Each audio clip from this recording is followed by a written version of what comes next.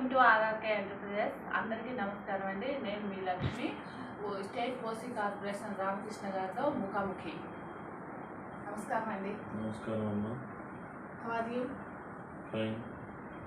చాలా విషయాలు మీతో మాట్లాడాలని ఈరోజు వీడియో చేయబోతున్నామండి. వీడియో మాత్రం అందరూ చివరి వరకు చూడండి, లైక్ ఆర్ సబ్స్క్రైబ్ చేయండి. చాలా మంచి విషయాలు, చాలా ఆయన గురించి ఆయన దగ్గర నుంచి మేము తెలుసుకోబోతున్నాం ఈరోజు బీఆర్ఎస్ పార్టీ గురించి. ముఖ్యంగా నమస్కారం అండి. నమస్కారం అమ్మా. బీఆర్ఎస్ పార్టీ ఓడిపోవడానికి గల కారణాలు ఏంటి? ఎమ్మెల్యేల, మంత్రుల, సీఎం గారా? బీఆర్ఎస్ పార్టీ ఓడిపోవడానికి ఎమ్మెల్యేలు కాదు, మంత్రులు కాదు, కేసీఆర్ గారు కూడా కాదు. బీఆర్ఎస్ పార్టీ ఓడిపోవడానికి కాంగ్రెస్ పార్టీ ఇచ్చిన 420 పథకాల వల్ల జనాన్ని మాయమాటలు చెప్పి బీఆర్ఎస్ పార్టీ ఓడిపోయింది. పార్టీ ఏం ఓడిపోలేదు, పర్సంటేజ్ తగ్గింది. ఆల్రెడీ 39 మంది ఎమ్మెల్యేలు గెలిచారన్నా 1.8%, 1.4% ఓట్లు తగ్గినాయి. అంతకంటే ఎక్కువ ఏం తగ్గలేదు. ఆ ఓటు బ్యాంకు కూడా అర్బన్ ఓట్లు ఏంటంటే ఇప్పుడు పేద ప్రజలు వాళ్ళు ఉంటారు కొంతమంది, ఆ పథకాల మీద ఆశతోని. మెయిన్ రుణమాఫీ, కేసీఆర్ గారు రుణమాఫీ లేట్ చేశారు. ఇది కోవిడ్ వల్ల, ఈ 2 years కోవిడ్ రావటం వల్ల రాష్ట్ర ఆర్థిక పరిస్థితి కొంచెం దెబ్బతిన్నది. దానివల్ల రుణమాఫీ అనేది లేట్ అయింది. అదొకటి. ధరణి పోర్టల్ ఒకటి బాగా మన బీఆర్ఎస్ పార్టీకి మైనస్ పాయింట్గా దాని మీద కొంతమంది బోగస్ ప్రచారం చేశారు. అందువల్ల పార్టీ మైనస్ అయింది. కానీ బీఆర్ఎస్ పార్టీలో కేసీఆర్ గారి వల్ల ఓడిపోలేదు, ఎమ్మెల్యే గారి వల్ల ఓడిపోలేదు, ఏ అభ్యర్థి వల్ల ఏ న్యూసెన్స్ ఏమీ జరగలేదు. కొంతమంది అభ్యర్థులు అక్కడక్కడ పొరపాట్లు ఉన్నాయి, అవి కూడా కేసీఆర్ గారు సర్దుబాటు చేశారు. కానీ కాకపోతే జనాల్లోకి కాంగ్రెస్ బోగస్ ప్రచారం చేసింది. అది జనాలు నమ్మి ఓట్లు వేయటం వల్ల పార్టీ ఓడిపోయింది, కాంగ్రెస్ ప్రభుత్వం వచ్చింది. మరి కాంగ్రెస్ వచ్చి 3 సంవత్సరాలు మరి ఇచ్చిన హామీలు ఏమి ఇవ్వలేదా? అసలు మీ డివిజన్లో అందాయా? కాంగ్రెస్ ప్రభుత్వం వచ్చి 3 నెలలు అయింది. 3 నెలలు అయిపోయి 4వ నెల కూడా జరుగుతుంది. మళ్ళీ ఎంపీ ఎలక్షన్లు ఉన్నాయి. ఇప్పుడు ఆ ఎలక్షన్ల కోసం ఏదో ఒక హామీ చేశారు, ఫ్రీ బస్ అని. ఆ హామీ వల్ల ఒక దాదాపు 2-3 లక్షల ఆటో వాళ్ళు నష్టపోయారు. కానీ ఆ ఫ్రీ బస్ వల్ల కొంతమంది లేడీస్కి ఉపయోగపడితే పడుండొచ్చు. తప్పుగా, మంచి పథకం, అది తప్పని మేము చెప్పట్లేదు. కానీ ఆటో వాళ్ళకు కూడా న్యాయం చేసి బస్సులు పెంచి చేస్తే బాగుండేది. అది చేయలేకపోయాడు. ఇంకొకటి ఏంటంటే, ఆ రాష్ట్ర ముఖ్యమంత్రి, ఆయన ఈ అనుభవం ఉన్నా లేకపోయినా పాత టీడీపీ నాయకుడు అతను. ఓకే, ఆయన ఆ అనుసరించాలని చూశాడు, అది వర్కౌట్ కాలేదు అతనికి. ఇప్పుడు ఆ ఉత్తమ్ కుమార్ రెడ్డి గారు ఉన్నారు, కోమటిరెడ్డి వెంకటరెడ్డి గారు ఉన్నారు, బట్టి విక్రమార్క గారు ఉన్నారు. బట్టి విక్రమార్క గారు ఏ రోజు కూడా టంగ్ స్లిప్ అయి మాట్లాడారు. ఆ కోమటిరెడ్డి వెంకటరెడ్డి గారు ఏం మాట్లాడతారు? కేసీఆర్ అంతా అబద్ధాలు చెబుతాడు, అది చెబుతాడు, తెలంగాణకి ఇది చేశారు. 10 సంవత్సరాలు కేసీఆర్ ఏం చేశాడో బయటికి పోయి చూస్తే తెలుస్తుంది. సిద్దిపేట హరీష్ రావు గారు ఏం చేశాడో తెలుస్తుంది. సిరిసిల్లలో కేటీఆర్ ఏం చేశాడో తెలుస్తుంది. గద్వేల్లో ఏం చేశాడో కేసీఆర్, బాబు గారు ఏం చేశాడో తెలుస్తుంది. ఒక్కొక్క ఎమ్మెల్యే గారు ఏం చేశారు? నువ్వు నియోజకవర్గంలో 6 సార్లు గెలిచావు. నువ్వు కూడా నీ నియోజకవర్గంలో నువ్వేం చేసావు? నల్గొండ జిల్లాలో కనీసం ఫ్లోరిడ్ వాటర్ కూడా చేయలేకపోయింది. నమ్మారు కదా అంటే అది బోగస్ ప్రచారం. అది కోమటిరెడ్డి వెంకటరెడ్డి గారు నిన్నగాక మొన్న వీడియోలో మాట్లాడుతున్నారు. 4 గంటలు ప్రెస్ కాన్ఫరెన్స్ పెట్టాడు సీఎం. పని బాట ఏమి లేదు, అది ఇదని ఎటకారంగా మాట్లాడాడు. 4 గంటలు ప్రెస్ కాన్ఫరెన్స్ పెట్టాడంటే కేసీఆర్ గారి మీద మీరు ఒక నింద వేశారు. జనాల్లోకి పోడు అంటే ఆయన ఓపిక చేసుకొని కాలుకి దెబ్బ తగిలినా కూడా ఒక ఛానల్లో కూర్చొని 4 గంటలు 10 సంవత్సరాలు ఏం కష్టపడ్డాడు, తెలంగాణ కోసం ఏం చేశాడు అనేది ఎక్స్ప్లెయిన్ చేశాడు. ఆయన ఎక్స్ప్లెయిన్ చేయబట్టి నీ బొక్కలన్నీ బయటకు వచ్చి మీడియా ముందుకు వచ్చి ఆయన ఒకటి ఆయన ఒకటి మాట్లాడుతున్నాడు. ఆ రేవంత్ రెడ్డి గారు మాట్లాడితే రెచ్చగొట్టే మాటలు మాట్లాడతాడు, పని చేసే మాట ఒక్కటే మాట్లాడాడు. మా డివిజన్లో ఇప్పుడు నాకు తెలిసి మా బూత్ 112 డివిజన్ ఈ పట్టణచెరు నియోజకవర్గంలో మా బూత్లో ఒక 1000 ఓట్లు ఉన్నాయి. నేను పొద్దున్న అయితే వాకింగ్ చేసుకుంటున్నా అటు ఇటు తిరుగుతుంటాను. ఎంతోమంది రేషన్ కార్డు లేని వాళ్ళు, రేషన్ కార్డు ఉన్నోడికే పథకం అని చెప్పాడు. మరి కొత్త రేషన్ కార్డులు ఇచ్చి పథకం పెట్టొచ్చు కదా ముందుగానే. ఎంపీ ఎలక్షన్లు ఉన్నాయని తెలుసు కదా రాష్ట్ర ముఖ్యమంత్రి. మరి కొత్త రేషన్ కార్డులు ఇచ్చి పథకాలు పెట్టొచ్చు కదా. 200 యూనిట్ కరెంట్ అన్నాడు, మా కాలనీలో ఒకరికి రాలేదు. 2500 అన్నాడు, ఒక్కరికి రాలేదు. గ్యాస్ సిలిండర్ అన్నాడు, ఒక్కరికి రాలేదు. కరెంటు కరెంటు కరెంట్ అన్నాడు, ఏం కరెంట్ ఏముంది? ఆడపడితే ఆడ ట్రాన్స్ఫర్ కాలిపోతున్నాయి, మోటార్లు కాలిపోతున్నాయి. మంచిగా వాటర్ 2 రోజులు వస్తే 3వ రోజు రాదు. వాటర్ ట్యాంకీలు తెప్పించుకోవాల్సి వస్తుంది అపార్ట్మెంట్లలో. నిజాంపేట ఏరియా ఉంది, కొంతమంది ఏరియాలో కృష్ణారెడ్డిపేట ఏరియా ఉంది. వాటర్ లేక ట్యాంకర్లతో వాటర్ సప్లై చేసుకుంటున్నారు అప్పుడే. మరి ఎప్పుడన్నా నియోజకవర్గంగా ఉన్న కాటా శ్రీనివాసులు తెలియట్లేదా ఏం జరిగేది? వాళ్ళ నాయకులకు అందరికీ తెలుసు. ఏంటి అంటే మా బాబు గారు కేసీఆర్ గారిది అదృష్టం బాగలేక రేవంత్ రెడ్డి అదృష్టం బాగుండి గెలిచాడు. అది కూడా ఒక సామాజిక వర్గం, 2-3 సామాజిక వర్గాలు రాంగ్ మెసేజ్ పంపించడం వల్ల కాంగ్రెస్ గెలిచింది. ఒకటి చంద్రబాబు నాయుడు గారి సామాజిక వర్గం అతనికి అనుకూలంగా సపోర్ట్ చేసింది, ఇంకోటి రెడ్డి గారి సామాజిక వర్గం బాగా సపోర్ట్ చేసింది. అందువల్ల రేవంత్ రెడ్డి పదే దొర దొర దొర దొర అని ఫేక్ న్యూస్లు మాట్లాడటం వల్ల జనాలు నమ్మి అతనికి కొద్దిగా సపోర్ట్ చేసి ఇప్పుడు జనాలకు తెలిసింది. నిన్నటి నుంచి కేసీఆర్ గారు మిర్యాలగూడెం నుంచి బస్సు యాత్ర స్టార్ట్ చేశారు. ఈ వయసులో కూడా ఆయన అంత ఆదరణత లభిస్తుందో రేవంత్ రెడ్డి కళ్ళు తెలిసి విజువల్స్లో చూస్తే తెలుస్తుంది. కేసీఆర్ గొప్పడా, రేవంత్ రెడ్డి గొప్పడా, లేకపోతే కాంగ్రెస్ పార్టీ గొప్పదా, బీఆర్ఎస్ పార్టీ గొప్పదా అని. అది వాళ్ళు వచ్చి మేము ఇప్పుడే కదా కొత్త పార్టీ మొదలు పెట్టింది, చేస్తాము, కొంచెం టైం పట్టింది మాకు కూడా. ముందు రాష్ట్రం మీద అవగాహన ఉండాలి కదా. ఇప్పుడే ఏముంది, ఇంటికి పెళ్లి చేసి ఒక కోడలు తెచ్చుకుంటాము, ఒక 10 రోజులు సంసారం చేసినాక అత్త తాళాలు ఇస్తుంది.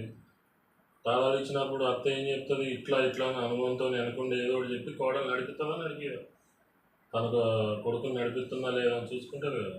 మరి అట్లా ఉత్తమ్ కుమార్ రెడ్డి గారు 7-8 సార్లు గెలిచాను, కోమటిరెడ్డి గారు 7-8 సార్లు గెలిచాను, బట్టి విక్రమార్క గారు అయితే మా నియోజకవర్గం ఏరియాలో, తుమ్మల నాగేశ్వరరావు గారు మా సామాజిక వర్గం అతనే. వాళ్ళందరూ మా చిన్నప్పటి నుంచి తిరిగి వాళ్ళ జెండాలు మోసిన వాళ్ళని మేము.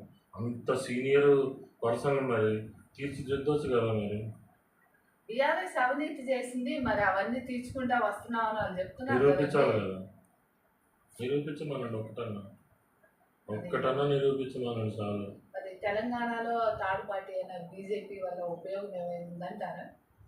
తెలంగాణలో థర్డ్ పార్టీ బీజేపీ వల్ల ఉపయోగం ఏముంది?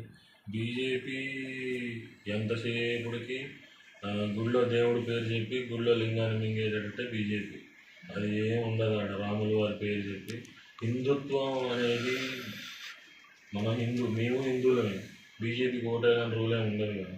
మనం ఉండే నియోజకవర్గంలో ఉండే వ్యక్తిని బట్టి, సామాజిక వర్గాన్ని బట్టో, లేదా అతను వర్క్ చేయగలుగుతాడా లేదా అనేది చూసుకొని ఓటేస్తాడు. కానీ ఆయన ఓకే గుడి కట్టిండు, ఆయన ఇంట్లో డబ్బులు తెచ్చి కట్టలేదు, 500 సంవత్సరాల తర్వాత గుడి కట్టిండు అని చెప్పారు, కట్టి ప్రచారం చేసుకుంటున్నారు. ఆయన ఇంట్లో డబ్బులతో అయితే ఏం కట్టలేదు కదా.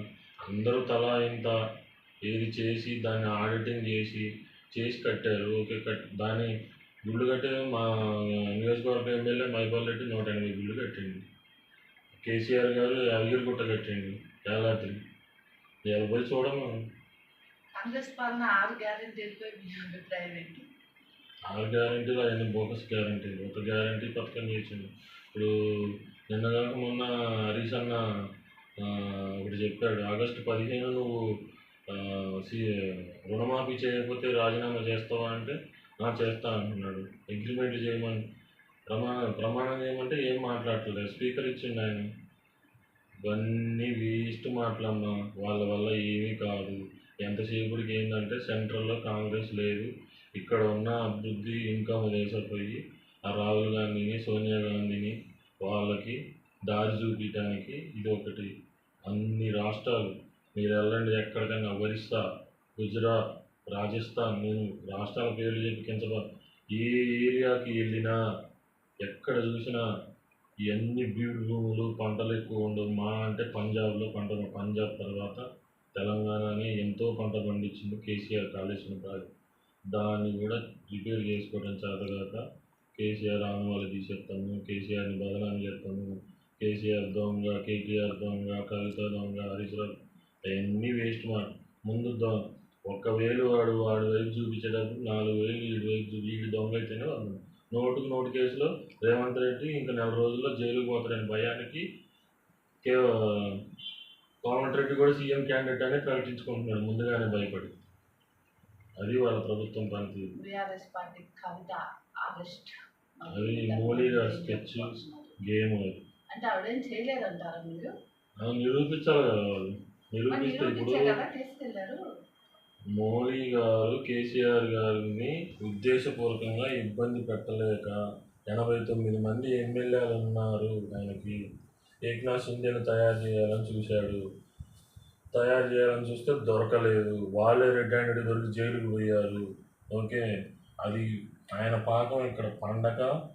ఆమె బీఆర్ఎస్ పార్టీని కేసీఆర్ గారిని ఏమీ చేయలేక వాళ్ళని ఇబ్బంది పెట్టాలని చెప్పి తెలంగాణ బతుకమ్మ ఆడిచిన ఆడకూతుర్ని తీసుకెళ్ళి జైల్లో పెట్టి భయపెట్టాలని చూశారు. కరగని ముత్యంలాగా బయటకు వస్తుంది. ఎలక్షన్లు అయిపోయే లోపు ఎలక్షన్లు అయిపోయినాక వాళ్ళకి ఆమెతో పని లేదు, వాళ్ళే వదిలేస్తారు. ఆమెతో పాటు మరి కవిత గారితో పాటు చాలా మంది ఎమ్మెల్యేలు కూడా అభియోగాలకు గురిగా కొంతమంది ఎమ్మెల్యేలు డబ్బులు ఇచ్చారు కదా, ఎలక్ట్రికల్ బాండ్ ఇవ్వగానే రిలీజ్ చేశారు కదా. అట్లా వీళ్ళు ఇవ్వట్లేదు కాబట్టి రిలీజ్ చేయట్లేదు. కవిత గారు కూడా రేపు ఒక 500 కోట్లు 1000 కోట్లు ఎలక్ట్రికల్ బాండ్ బీజేపీకి ఇస్తే రేపు సాయంత్రం కల్లా రిలీజ్ చేస్తారు. ఇచ్చే పరిస్థితిలో లేదు, ఇవ్వలేదు కాబట్టి రిలీజ్ చేయట్లేదు. ఉమ్మడి మెదక్ డిస్టిక్ ఇప్పుడు 3 ఎమ్మెల్యేలు నిలబడబోతున్నారు కాంగ్రెస్ తరఫున. ఎంపీలు నిలబడబోతున్నారు. Congress, BJP, BRS. ప్రజలు ఎవరి వైపు ఉన్నారు? ఉమ్మడి మెదక్లో 7 నియోజకవర్గాలు ఉన్నాయమ్మా. 7 నియోజకవర్గాల్లో 6 నియోజకవర్గాలు బీఆర్ఎస్ పార్టీ గెలిచింది. 1 నియోజకవర్గంలో కాంగ్రెస్ పార్టీ గెలిచింది. ఓకే, నిలబడ్డ వ్యక్తుల గురించి చెప్పాలి అంటే కాంగ్రెస్ పార్టీ తరఫున నిలబడ్డ వ్యక్తి, ఆయన పేరు చెప్పడం నాకు ఇష్టం లేదు. కాంగ్రెస్ పార్టీ తరఫున నిలబడ్డ వ్యక్తి మాతో పాటు వర్క్ చేసిన అతను. ఒకప్పుడు ఇస్నాపూర్లో నేను మా వాళ్ళు బస్సులు నడిపేటప్పుడు ఆయన ట్రావెల్ ఏజెంట్. మాకు పరిచయం ఉన్న వ్యక్తే, పేర్లు అయితే చెప్పను, పరిచయం ఉన్న వ్యక్తే. ఆయనకి మైపాల్ రెడ్డి గారు టికెట్ ఇస్తేనే నిలబడి గెలిచి కేటీఆర్ గారు సపోర్ట్ చేస్తేనే ఇవాళ ఆయన అంత ఆస్తి సంపాదించుకోగలిగాడు, ఆ స్టేజ్కి ఎదగగలిగాడు. ముందు అది ఆయన మనస్సాక్షికి తెలుసు. అది మర్చిపోయి ఆయన ఇవాళ ఏదో మీటింగుల్లో అది ఇది అని మైపాల్ రెడ్డి గారి మీద పెత్తనం జలాయించడానికి అహంకార దీవంతో ఆయన చేసే వ్యక్తిత్వ వైకల్యాలు తప్పితే ఉన్న డబ్బును ఖర్చు పెట్టుకోవడం తప్పితే ఆయన గెలిచేది లేదు, సచ్చేది లేదు. అది రఘునందన్ రావు గారు ఉన్నారు. రఘునందన్ రావు గారి గురించి చెప్పాలంటే ఆయన ఒక లాయర్. ఆయన వృత్తి, ఆయన వెలమ. కేసీఆర్ గారికి, హరీష్ రావు గారికి బంధువులే. ఆయనను తీసుకొచ్చింది వాళ్ళ ఫ్యామిలీయే బయటికి తీసుకొచ్చారు. ఆయన ఉండేది ఇక్కడ దాని గచ్చిబౌలి దగ్గర ఉంటాడు ఆయన. దాని పేరు గచ్చిబౌలి విల్లాలో హరీష్ రావు గారి ఇల్లు, ఆయన ఇల్లు ఒక 2 ఇళ్ల మధ్యలో దారిలోనే ఉంటాయి. ఒకే విల్లాసుల్లో ఉంటారు వాళ్ళు. ఓకే, హరీష్ రావు గారి ఇంటికి నాకు తెలిసి నేను ఇప్పుడు ఒక 100 సార్లు పోయి ఉంటాను. రఘునందన్ రావు గారి ఇల్లు 2వ ఇల్లు తర్వాతనే. హరీష్ రావు గారి ఇల్లు దాటిన తర్వాత 2వ ఇల్లు రఘునందన్. హరీష్ రావు గారి ఇంటికి రోజుకి 200 మంది 300 మంది వచ్చి కలిసిపోతారు, అన్నం తినిపోతారు. అక్కడ ఆయన ప్రాబ్లమ్స్ చెప్పుకోం. మరి రఘునందన్ రావు గారి ఇంటికి ఒక్కళ్ళు కూడా రాలేదు. ఆయన అంత మంచి నాయకుడు అయితే మరి అంటే ప్రజల్లోకి రాదంటారా వీళ్ళు? ప్రజల్లో ఏమి వాళ్ళు ఆయన దుబ్బాకలోనే ఆయన గెలవలేదు కదా. ఆయన దుబ్బాకలోనే ఆయన గెలవలేకపోయాడు. ఆయన దుబ్బాకలో ఆయన గెలవలేదు, మళ్ళీ ఎంపీ టికెట్ ఇచ్చారు. మరి హరీష్ రావు గారిని పేరు పెట్టి వ్యతిరేకిస్తున్నాడు ఆయన. హరీష్ రావు గారిని కామెంట్ చేస్తున్నాడు, టికెట్లు అమ్ముకున్నాడు, అది అమ్ముకున్నాడు, ఇది ఏదేదో పెద్ద పెద్ద మాటలు మాట్లాడుతున్నాడు రఘునందనరావు గారు. ఆయన లాయర్. ఇప్పుడు నేను ఏదైనా మాట్లాడితే నా మీద కూడా కేసులు వేస్తాడు. మొన్న మా ఎంపీ అభ్యర్థి గారి మీద నిలబడ్డ ఆయన మీద సిద్దిపేటలో కేసు వేసాడు. కోర్టుకు పోయాడు, ఓడిపోయాడు. పరువు పోగొట్టుకున్నాడు కదా. వృత్తిని కూడా రాజకీయానికి వాడుకుంటున్నాడు. అది కరెక్ట్ అయితే కాదు నాకు తెలిసేది. ఆయన ఇప్పుడు హరీష్ రావు గారి ఇంటికి నాకు తెలిసి మినిమం 300-400 మంది వస్తారు. మరి ఆయన ఇంటికి ఒక్క అభ్యర్థి కూడా పోవడానికి. ఆయన రాజకీయ వ్యవస్థే అనుకున్నాం. ఎంపీ అభ్యర్థి మీరు పోయి చూడండి, కావాలంటే గచ్చిబౌలి దాటంగానే ఉంటుంది. తారకరామ్ గుడికి తర్వాత అది ఆ ఏరియా పేరు చెప్తే జనాలకు మళ్ళీ బాగోదు అని చెప్పట్లేదు నేను. అది నిల్లాస్లో ఉంటారు వాళ్ళు. అది ఇప్పుడు మా బీఆర్ఎస్ పార్టీ తరఫున నిలబడ్డ వెంకటరామరెడ్డి గారు అయితే మాకు లోకల్ క్యాండిడేట్ తెల్లాపూర్లో ఉండేది. ఆయన ఫ్యామిలీ 30 మెంబర్స్ మినిమం. ఒకప్పుడు ఐఏఎస్ కలెక్టర్గా చేసినాడు, చిన్న స్థాయి నుంచి వచ్చినాడు, ఎమ్మెల్సీ అయినాడు. ఆయన ముందుగానే చెప్తున్నాడు, ఆయన ఎడ్యుకేటెడ్ పర్సన్ కాబట్టి నేను 100 కోట్ల రూపాయలతో ట్రస్ట్ పెడతాను, పేద పిల్లల్ని చదివిస్తాను, అభివృద్ధి చేస్తానని. ఇంతవరకు 17 మంది ఎంపీలు ఉన్నారు కాంగ్రెస్లో కానీ బీజేపీలో కానీ పార్టీల తరఫున. ఏ ఎంపీ కూడా అంత మంచి ప్రచారం డేరుగా ముందుకు వచ్చి నేను ఇంత డబ్బు పెట్టుబడి పెట్టి పేద పిల్లల్ని చదివిస్తానని ఎవరు చెప్పలేదు. ఆయన చెప్తున్నాడు. ఇప్పుడు అధికారంలో కాంగ్రెస్ నుండి ప్రస్తుతానికి బీఆర్ఎస్ ప్రతిపక్ష పార్టీగా కొనసాగుతుంది. మరి ఎంపీ సీట్లు ఎన్ని వస్తాయి? ప్రజలు మరి బీఆర్ఎస్ వైపే మొగ్గు చూపుతారా, కాంగ్రెస్ వైపే ఉండిపోతారా? మొన్న ఎమ్మెల్యే ఎలక్షన్స్ కూడా సీట్లు తగ్గాయి. అధికార పార్టీ అధికారంలో ఇక్కడ బీజేపీ అక్కడ బీజేపీ ఉంది, ఇక్కడ కాంగ్రెస్ ఉంది, మధ్యలో బీఆర్ఎస్ ఉంది. నీకు డౌట్ అది? అది ప్రజలు ఇప్పుడు మాకు సర్వేలు ఉన్నాయి. మా కంపెనీలకు ఉన్న యాక్సెస్ మై ఇండియా అవి సొంత సర్వేలు. మా కంపెనీ సర్వేల ప్రకారం అయితే మేము ఆల్రెడీ ఉమ్మడి మెదక్లో 100 మంది పేర్లు అప్పుడు వస్తే సర్వే చేశాం. కొన్ని ఏరియాలో కూడా సర్వేలు చేశాం. కాంగ్రెస్ అక్కడ సెంట్రల్లో బీజేపీ ఉన్నా, అధికారంలో ఉన్నా, ఇక్కడ కాంగ్రెస్ ఉన్నా, సెంట్రల్ బీజేపీ ఇక్కడికి వచ్చి రాములు వారి పేరు చెప్పటమే కానీ ఈ అభివృద్ధి చేశామని అయితే ఏం చెప్పరు. ఇక్కడ అధికారంలో ఉన్న కాంగ్రెస్ మేము 6 గ్యారెంటీలు అనే చెప్తాం కానీ అభివృద్ధి చేసింది అయితే ఏమి చెప్పరు. అదే కేసీఆర్ గారు బీఆర్ఎస్ ప్రభుత్వం 10 ఏళ్ళు ఏం అభివృద్ధి చేసిందంటే అసెంబ్లీ కట్టింది, యాదగిరిగుట్ట డెవలప్ చేసింది, యాదగిరిగుట్టలో ఇప్పుడు పవర్ ప్లాంట్ వర్క్ అవుతుంది, ఎన్నో చెరువులు, మిషన్ భగీరథ, చెట్లు నాటాడు, కేసీఆర్ కిట్టు, రుణమాఫీ, రైతు బంధు, ఇన్ని పథకాలు ఉన్నాయి, కాళేశ్వరం ప్రాజెక్టు. ఇవి చెప్పుకోవడానికి ఏమున్నాయి? మరి తెలంగాణ ఎంతో గౌరవంగా చెప్పుకునే కాళేశ్వరం ప్రాజెక్టు వల్లే బీఆర్ఎస్ పార్టీకి కొంత మైనస్ జరిగింది. అది ఏమీ లేదమ్మా. ఆడ మేడిగడ్డ ప్రాజెక్టు నిన్న కాక మొన్న కేసీఆర్ గారు ఒక ఇంటర్వ్యూలో TV9 ఇంటర్వ్యూలో కూడా చెప్పాడు, పోయి చూసుకోండి, మిమ్మల్ని తీసుకెళ్తాము, అన్నీ చూపిస్తాము, 3 పిల్లల కంటే ఎక్కువ రిపేర్ చేస్తున్నారు. ఇప్పుడు ప్రాజెక్టు నరేంద్ర మోడీ గారు దాదాపు ఎన్నో ప్రాజెక్టులు గుజరాత్లో అక్కడక్కడ కట్టాడు. కట్టుతుంటేనే కూలిపోయినాయి. మొత్తం కూలింది, కోలంది, ప్రాబ్లం జరిగింది. రిపేర్ చేసి ప్రజల మీద దాంట్లో కూడా అవినీతి జరిగింది అంటున్నారు. అవినీతి జరిగితే బయటికి తీయొచ్చు కదా. అదే అవినీతి గురించి కాంగ్రెస్ ప్రభుత్వమే మాట్లాడాలా. మా చిన్నప్పుడు ఎన్నో కుంభకోణాలు చూశాను. మా చిన్నప్పుడు నా వయసు 45 సంవత్సరాలు. నేను 16 సంవత్సరాల నుంచి జెండా మోసుకుంటూ కార్యకర్తగా తిరుగుతున్నాను. ఒకప్పుడు కాంగ్రెస్ జెండా మోసా, బీజేపీ జెండా మోసా, టీడీపీ జెండా మోసా, ఇప్పుడు బీఆర్ఎస్ జెండా. ఎంతో మందిని చూసి కాంగ్రెస్ ప్రభుత్వం గురించి చిన్న పిల్లగాడిని అడిగినా కూడా చెప్తాడు. అది బీజేపీది రాముల వారి పేరు చెప్పుకొని అంత రాముల వారి ప్రేమే ఉంటే బీజేపీకి ఏపీ తెలంగాణ విడిపోయినప్పుడు 7 మండలాలు తెలంగాణ నుంచి ఏపీలోకి పోయినాయి. అయాలు ఏం చేసింది బీజేపీ ప్రభుత్వం?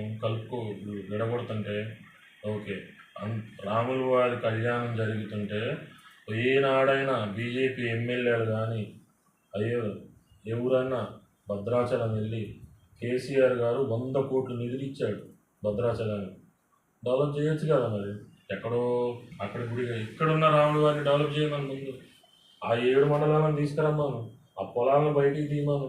రాముల వారి పొలాలు దాదాపు చాలా వేల ఎకరాలు ఉన్నాయి, అవి బయటికి తీయమను. మరి ఎమ్మెల్యేలకు అంత ఇక్కడ ఉన్న రఘునందనరావు గారికి ఆయన పొద్దున్న లేస్తే కిషన్ రెడ్డి గారు సికింద్రాబాద్లో అది చేద్దాము ఇది చేద్దాము అది ఇది అని బండి సంజయ్ గారు ఎన్నో మాటలు చెబుతాడు. బండ బూతులు నిన్ను అడ్డంటాడు. ఆ బూతులు తిట్టారని ఆయన అధ్యక్ష పదం నుంచి తీసేశాడు. అట్టనే రేవంత్ రెడ్డి ఇప్పుడు తిట్టుతున్నాడు. రేవంత్ రెడ్డి కూడా రేపు ఈ పోస్ట్ నుంచి తీసేస్తారు, మళ్ళీ కోమటిరెడ్డి సీఎం అవుతారని ముందుగానే ప్రచారం చేస్తున్నాడు. వాళ్ళు 6 నెలలకు ఒక సీఎం, సంవత్సరానికి ఒక సీఎం. మా నియోజకవర్గం మాది ఇక్కడ కాదమ్మా, మాది కోదాడ. మా నియోజకవర్గం గురించి మా నియోజకవర్గంలో మా చిన్నప్పటి నుంచి చూసాం. మా ఫాదర్ ఎమ్మెల్యేగా, మా తాతగారు వాళ్ళు ఎమ్మెల్యేగా నిలబడినప్పుడే ఉత్తమ్ కుమార్ రెడ్డి 10 సీట్లు కన్ఫర్మ్ చేసి ఇచ్చింది కదండి కాంగ్రెస్ కి. 10 సీట్లు కన్ఫర్మ్ చేసి ఇచ్చింది. బీఆర్ఎస్ 10 సీట్లు ఏం కన్ఫర్మ్ చేయలేదు, 9 సీట్లు వచ్చినాయి. బోకస్ ప్రచారం చేసుకున్నారు. కోమటిరెడ్డి గారు, వెంకటరెడ్డి గారి దగ్గర, ఉత్తమ్ కుమార్ రెడ్డి గారి దగ్గర దండిగా ఉన్నాయి డబ్బులు. బీఆర్ఎస్ వాళ్ళ దగ్గర డబ్బులు లేవు. ఏం చేస్తారు ఇప్పుడు? మేడ చెరువు, కోదాడ, రైస్ మిల్లులకి అడ్డ కోదాడ, మేడ చెరువు, ఇవన్నీ సిమెంట్ ఫ్యాక్టరీలు. ఉత్తమ్ కుమార్ రెడ్డి గారి భార్య కోదాడ. ఉత్తమ్ కుమార్ రెడ్డి గారు మా ఏరియాకి వచ్చినప్పుడు ఆయనకి కనీసము 10 పైసలు ఆస్తి కూడా లేదు. మా కాడికి ఆయన వచ్చినప్పుడు మేము మా పొలాలు మావి కూడా అన్నీ మేము రాజకీయాల్లోకి వచ్చి పోగొట్టుకున్నాం.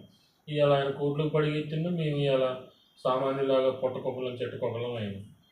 కాంగ్రెస్ ప్రభుత్వంలో ఎవరు ఆ రోజు మా వాళ్ళు ఎమ్మెల్యే టికెట్ వదిలేస్తే ఎమ్మెల్సీ ఇస్తామని ఆశ పెడితే మా వాళ్ళు టికెట్ వదిలేసుకున్నారు.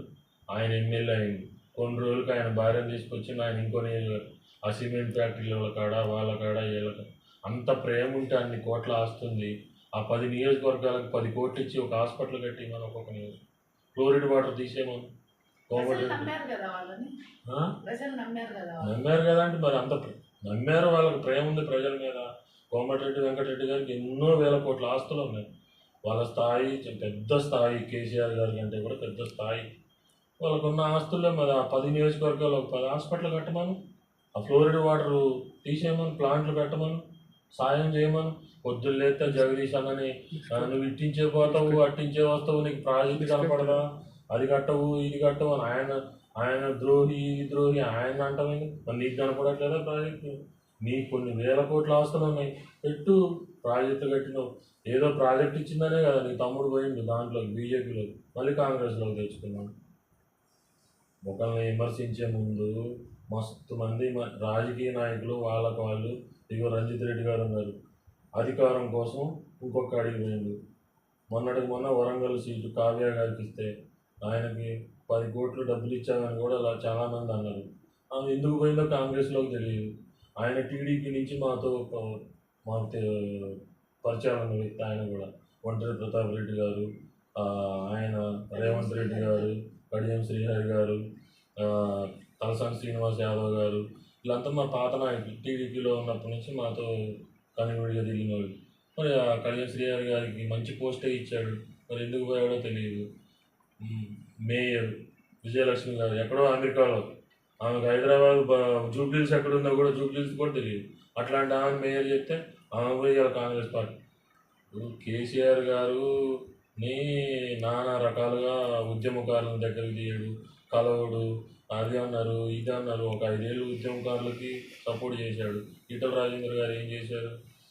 బయటకు వచ్చాడు. ఎందుకు వచ్చాడో తెలియదు. ఒక రేత్రికి ఇది పుట్టించారు, అది పుట్టించారు, మళ్ళీ ఆయన బయటికి పోయింది. ఇవాళ అది అయిపోయింది. ఉద్యమకారులు ఒక 5 సంవత్సరాలు పార్టీ పెట్టినప్పుడు ఉద్యమకారుడు కావాలి, బయట వ్యక్తి కావాలి, అందరినీ కలుపుకొని పోతేనే పార్టీ. అది ఒక సొంత ఇళ్ళనే పోవాలి. అదే ఇవాళ పులి బయటకు వచ్చింది, మరి ఎదుర్కోమను. ఆ వయసులో కూడా పిచ్చోడు ఎండకి వానకి 40 డిగ్రీల ఎండకు కూడా సింహంలాగా గర్జించి తిరుగుతున్నాడు.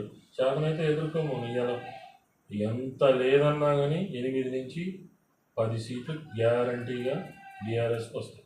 ఎంపీ ఎలక్షన్స్లో బీఆర్ఎస్కి 10 సీట్లు వస్తాయి గ్యారంటీ. 8 నుంచి 10 సీట్లు గ్యారంటీ. అట్లీస్ట్ ఒకవేళ చివరి మూమెంట్లో ఈవీఎంలు జిమ్మిక్ చేసిన ఎవరు బీజేపీ వాళ్ళు ఏదైనా చేసినా 5-6 సీట్లు అయినా గ్యారంటీకి వస్తాయి. ఇదైతే పక్కా. బీఆర్ఎస్ పార్టీలు వదిలి చాలా మంది వెళ్ళిపోయారు. అసలు పార్టీలు మారటం అనేది ఎంతవరకు కరెక్ట్? వాళ్ళ ఆస్తుల కోసం అక్రమంగా సంపాదించిన ఆస్తులను కాపాడుకోవడం అధికార వ్యామోహంతో కార్యకర్తల్ని, ఒక రాజకీయ నాయకుడు అంటే కార్యకర్తని నమ్మి కార్యకర్తను నిలబెట్టినోడే రాజకీయ నాయకుడు. మీ మీద మా డబ్బా మేము కొట్టుకుంటామని కాదు, కొంతమంది ఆస్తులు పోగొట్టుకున్న వాళ్ళు కూడా ఉన్నారు. రాజకీయంలోకి వచ్చింది సేవ చేయడానికి అని చెప్తారు. ఒకడు అంటాడు నేను 10 కోట్లు పెట్టినా అంటాడు. 10 కోట్లు నువ్వు బిజినెస్కి పెట్టినావా, రాజకీయానికి పెట్టినావు? ఈ బిజినెస్ కాదు, సేవ. 10 కోట్లు పెడతావు నువ్వు, 10కి 10 సంపాదించాలని చూస్తున్నావు. కానీ ఈ 10 కోట్లు ఎందుకు పెట్టినావు నువ్వు? అవసరం ఏంటి? నీలో జనాల్లో ఆదరణ ఉంటే నువ్వు 10 కోట్లు ఎందుకు పెట్టాలి? ప్రేమ ఆప్యాయత నువ్వు మంచి చేసావనేది ఉంటే 10 కోట్లు ఎందుకు పెట్టాలి? సామాన్య కార్యకర్త దగ్గరికి డబ్బు ఏడొస్తుంది, రావట్లేదు. మధ్యలో పెత్తనాలు చేసి దళారీల కాడికే డబ్బు పోతుంది. రైతులను ఎంత మోసం చేస్తానో కార్యకర్తలను అంతేమో. జెండా మోసే కార్యకర్తకి రాజకీయ నాయకుడు ఎప్పుడు అన్యాయం జరుగుతూనే ఉంది. పార్టీకి ఓట్లు తగ్గడానికి, అసలు మెజార్టీ కూడా రాకపోవడానికి తెలంగాణలో చాలా కాలనీల్లో ఓట్లు వేయలేదు అనేది అభియోగం. ఓట్లుకి పరంగా వెళ్ళలేదు కూడా చాలా మంది. ఇదనేది చాలా మందిని కూడా నేను కనుక్కోవటం జరిగింది. మళ్ళీ కూడా మిమ్మల్ని కూడా నేను అడుగుతున్నాను, వెళ్ళలేదు, జనాల్లోకి వెళ్ళలేదు. ఓట్లు కూడా ఓటింగ్ వరకు తీసుకురాలేకపోయారు వాళ్ళని. అసలు అక్కడ ప్రాబ్లం ఏం జరిగింది? వీళ్ళకి వాళ్ళ కమ్యూనికేషన్. ఒకటమ్మా, ఇప్పుడు మీ నియోజకవర్గం ఉంది, పటాన్చెరు నియోజకవర్గం. మీ పటాన్చెరు నియోజకవర్గంలో నాకు తెలిసి 4 లక్షల ఓట్లు ఉన్నాయి. 390 బూతుల దాకా ఉన్నాయి. 390 బూతుల్లో 390 బూతులకి మైపాల్ రెడ్డి ఒక్కడే తిరగలేస్తారా? 4 లక్షల మంది ఓటర్ల కాడికి మైపాల్ రెడ్డి గారు ఒక్కడే తిరగలేస్తారా? తిరగలేవు. కొంతమందిని ఉంటారు అనుచరులు, వాళ్ళు చేసిన ప్రాబ్లం వల్ల ఇప్పుడు ఒక్కొక్క ఏరియాకి ఒక్కొక్క ఇన్ఛార్జ్లు ఏదో పెట్టి వాళ్ళు చేసిన ప్రాబ్లమ్స్ వల్ల కొన్ని పొరపాట్లు జరిగి పనులు కాకపోయింది. నాకు తెలిసి మొన్న జరిగిన ఎమ్మెల్యే ఎలక్షన్లో పటాన్చెరువులో మైపాల్ రెడ్డి గారు గెలవటానికి కారణం సంపన్న. అది సంపన్న ఆయన వల్లనే 100% ఆ ఓట్లైనా ఆయన, లేకపోతే ఆయనకు చుట్టూ ఆయనకి ఆయన చేసిన సేవకి ఆటోమేటిక్గా మేము 70-80 వేల మెజార్టీ అనుకున్నాం. 7,000కి వచ్చింది. ఆ సంపన్న ఆ లోకల్గా ఉండబట్టి ఆ పటాన్చెరు లోకల్ నియోజకవర్గం వరకు మెజార్టీ చూపగలిగింది.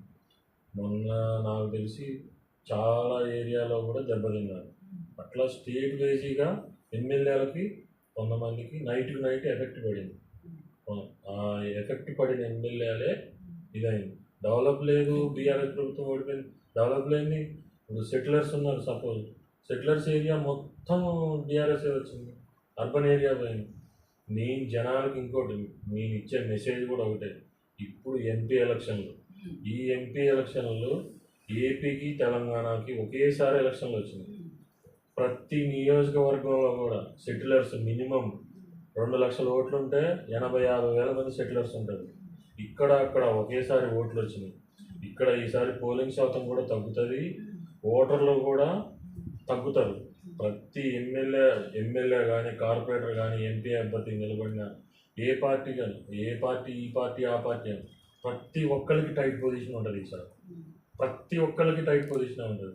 ఎక్కడ దాకా మా పటాన్చెరు నియోజకవర్గంలో ఈసారి 4 లక్షల ఓట్లు ఉన్నాయని చెప్పా కదా. ఇక్కడ పటాన్చెరు పోలింగ్ అయ్యేది 3 లక్షలు అవుతాయి.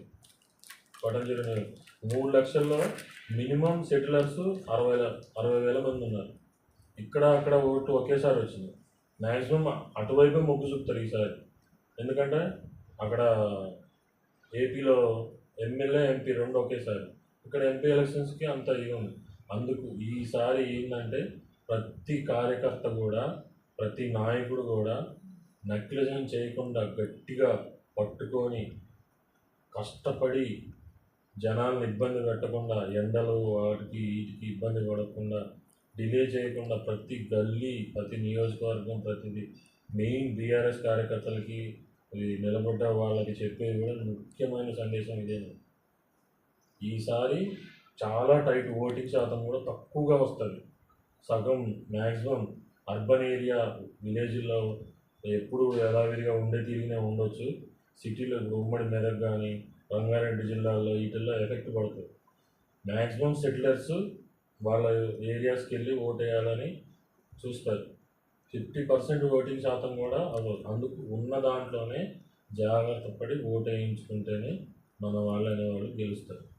ఇప్పుడు కూడా ఎమ్మెల్యే గారు కానీ ఎంపీలు గారు కానీ నిలబడే క్యాండిడేట్లు అయినా ఎవరు పని చేస్తున్నారు, ఎవరు పని చేయట్లేదు ఎంక్వైరీలు చేసుకొని వాళ్ళకు ఆ బాధ్యతలు అప్పచెప్తే ఈ ఉమ్మడి మెదక్కు గెలవటం ఈజీ.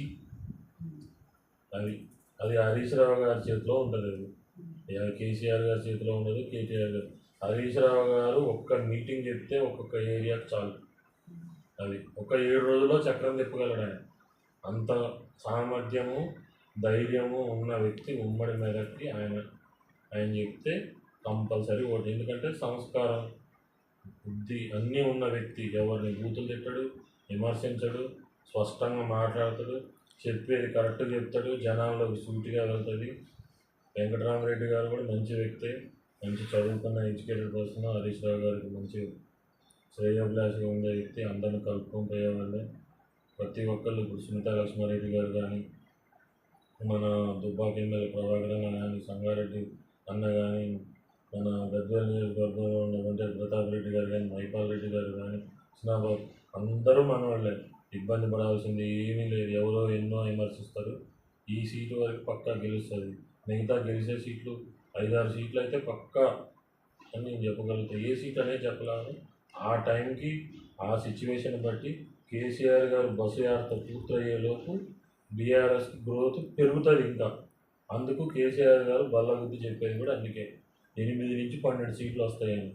ఆయన సభలకి వాటికి నిలబడలేక నడవలేకనే మాట్లాడలే స్థితిలో లేకపోయినా ఇవాళ అంత ఓపికతోనే ఆయన బయటకు వచ్చి జనాల్లోకి వెళ్తుందంటే ఆయన మీద ముద్రేశారు. బయటికి రాడు, మాట్లాడాడు, కలవడు అని. అప్పుడు బిజీగా ఉన్నాడు. ఇప్పుడు ప్రతిపక్షం ఇచ్చారు, జనాలు కలుస్తున్నాడు. కొన్ని కలవండి, ఆ ఉప్పు గుండెని తాకండి ఒక్కసారి. ఎంత కష్టపడ్డాడో తెలుస్తుంది. ఆయన చేతిలో చెయ్యి వేస్తే, ఆయన ముఖం చూస్తే తెలంగాణ మొత్తం గుర్తొస్తుంది. ప్రతి ఒక్కరికి ముఖం చూసి కలిసి ఉన్నాడు గుర్తొస్తుంది కేసీఆర్ ఏం చేశాడని. ఇవాళ అసెంబ్లీలో రేవంత్ రెడ్డి ఏసీ రూమ్లో కూర్చొని మాట్లాడుతున్నాడు. ఎంత కష్టపడి కట్టాడు ఆయన. మేము కూడా కష్టపడ్డాము. రోడ్డు పైన తిరిగే పాదయాత్రలు చేసే వచ్చాము. మేము కూడా మాకు సాగర్ బాగా కదా. ఏం కష్టపడ్డారు? పాదయాత్ర చేశారు. రాజశేఖర రెడ్డి గారు పుణ్యమని పాదయాత్ర చేయబట్టి కాంగ్రెస్ పార్టీకి పేరు వచ్చింది. దాంతో ఎప్పుడు కాంగ్రెస్ పార్టీ ఎప్పుడు రాజశేఖర రెడ్డి పాదయాత్ర చేయటం వల్లనే కాంగ్రెస్ పార్టీ. కాకపోతే చంద్రబాబు నాయుడు గారు 10 ఏళ్ళు సీఎంగా చేసిండు.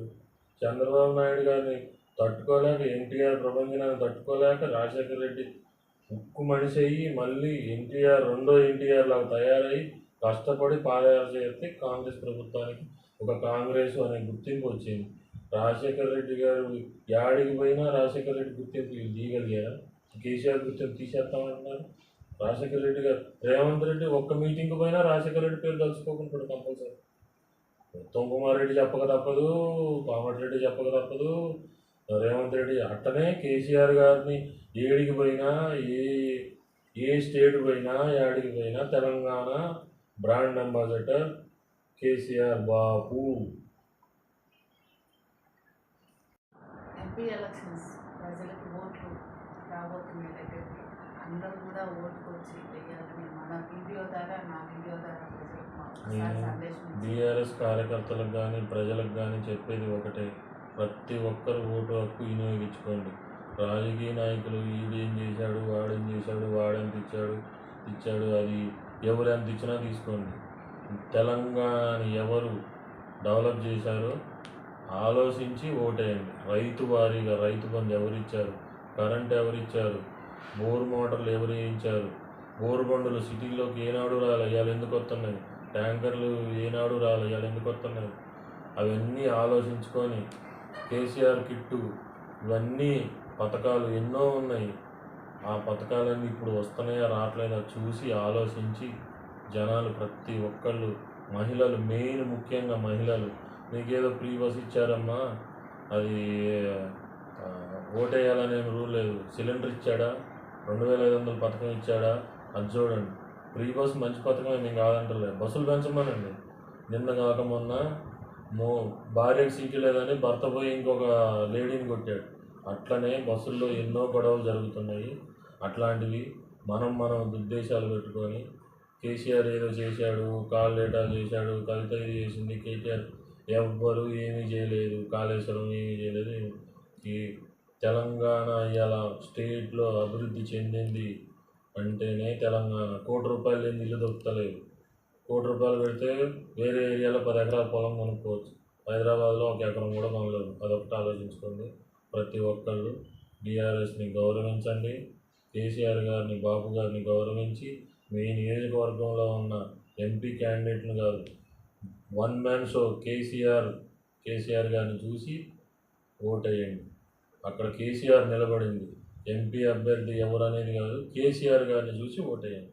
ఎన్ని సీట్లు వస్తే అన్ని సీట్లకి అక్కడ తెలంగాణ గళం ఇప్పడానికి మనకి ఆదరణ ఉంటుంది.